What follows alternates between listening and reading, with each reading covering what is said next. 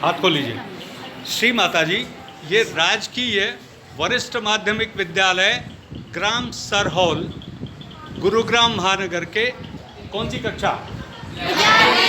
11वीं यानी एकादश कक्षा के विद्यार्थी हैं। आप कृपया इन्हें शिक्षा, विद्या, ज्ञान और बौद्धिक विकास के नए शिखर प्रदान कीजिए, उच्च शिखर प्रदान कीजिए, ताकि इनका जीवन धन्य हो जाए और ये मानव जीवन के सभी कष्टों से, सभी दुख दर्द से और संतापों से मुक्ति पा लें। मैं ठीक बोला क्या? तालियां बजाओ।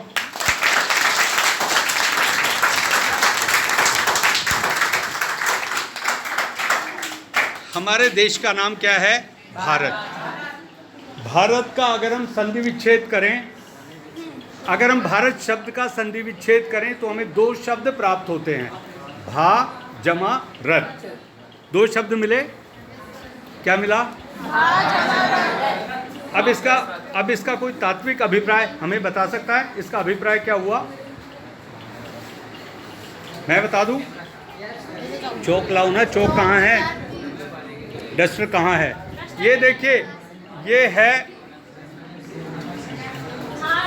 बालको बोलोगे नहीं, थोड़ी देर के लिए शांत हो जाओ, 12:30 बजे छुट्टी हो जाएगी, समय कम है, एक एक शब्द कीमती है। हमने क्या लिखा? और इसके ऊपर हमने एक शब्द और लिख दिया, ये। अब देखिए, संसार में किसी और देश के दो दो नाम प्रचलन में है क्या? अगर वोटर आई कार्ड है या आधार कार्ड है, उस पर इनका नाम सीता, इनका नाम गीता, ऐसा हो सकता है? सुबह सीता, शाम को गीता, ऐसा हो सकता है? नहीं हो सकता ना। लेकिन अपने देश में तो हो रहा है। जब आज़ाद हो गया देश तो फिर एक ही नाम होना चाहिए ना। तो अगर इसके ऊपर किसी ने इंडिया लिख दिया और उससे पहले किसी ने एक और शब्द लिख दिया, वो क्या है मालूम? क्या लिखा? तो कितने नाम हो गए साहब? हिंदुस्तान, भारत और इंडिया। अब आप ये बताइए कि क्या ये ठीक है? वैधानिक स्तर पर तो भारत का एक ही नाम होना चाहिए जो आदिकाल से चला आ रहा है, और नाम क्या है वो? भारत। भारत का तात्विक विच्छेद, अगर इसका संधि विच्छेद करें तो दो शब्द मिले, भा जमा रत। अब इसका कोई तात्विक अभिप्राय बता सकता है? इसमें निहित अभिप्राय क्या है? इसके अंतर्निहित कोई अर्थ निकलता है, वो अर्थ हमें कौन बताएगा जो आपकी पाठ्यपुस्तकों में भी नहीं मिलता? आप अपने शिक्षक से पूछिए, वो भी नहीं बता सकता। आपके जो शिक्षक हैं संस्कृत के, हिंदी के, संस्कृत एक विषय के रूप में पढ़ाई जा रही है, बोलो तो। संस्कृत पढ़ रहे हो आप? नहीं सर। संस्कृत है ही नहीं, हिंदी है। चलिए, हिंदी के दृष्टिकोण से हम देख लें तो इसका अभिप्राय क्या हुआ? बोलो, हमें नहीं पता। हमें नहीं पता। सच में? हाँ। अब देखिए, ये जो भा है, अगर इसके आगे एक शब्द और लगाए तो ये बनता है आभा। ये उपसर्ग है। एक उपसर्ग होते हैं, एक प्रत्यय होते हैं। उपसर्ग शब्द के आरंभ में आते हैं और अर्थ को बदलते हैं, और प्रत्यय जो है शब्द के अंत में आते हैं और अर्थ बदलते हैं।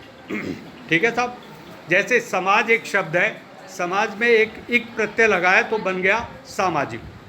भूगोल से बना भौगोलिक, उद्योग से बना औद्योगिक। ऐसे ही जो शब्द के आरंभ में आते हैं वे उपसर्ग कहलाते हैं, अर्थ बदलते हैं। तो ये जो आभा शब्द जो है, इसका भी अगर हमने संक्षेप किया तो बन गया शब्द भा। भा मानी प्रकाश और रत मानी लीन।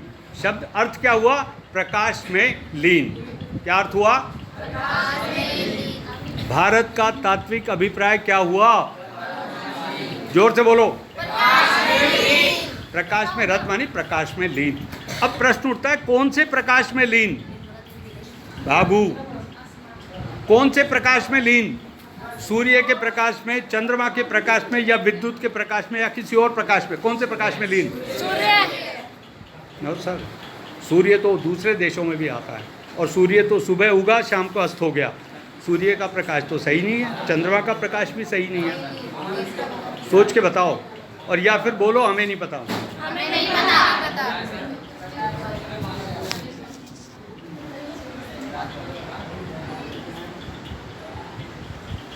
आभा मानी आरंभिक प्रकाश, आज जो उपसर्ग है वो आरंभ का द्योतक है, शुरुआत का। तो जब सृष्टि का आरंभ हुआ, शिव और शक्ति जब अलग हुए, तब एक ध्वनि उत्पन्न हुई। वो कौन सी ध्वनि थी? ओम की ध्वनि। कौन सी ध्वनि थी? ओम की। तो जो आरंभिक ध्वनि थी, उस ध्वनि में से ही प्रकाश उत्पन्न हुआ। और वो प्रकाश कौन सा प्रकाश था? ब्रह्म का प्रकाश। तो ये देश जो है ब्रह्म के प्रकाश में लीन देश है। तालियां बजाओ।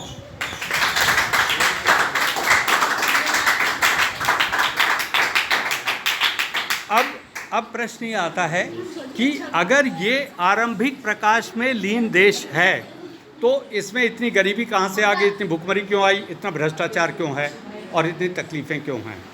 एक प्रश्न आता है, गरीबी क्यों है? अब आप देखिए, 6000 साल पहले कुरुक्षेत्र में एक युद्ध हुआ।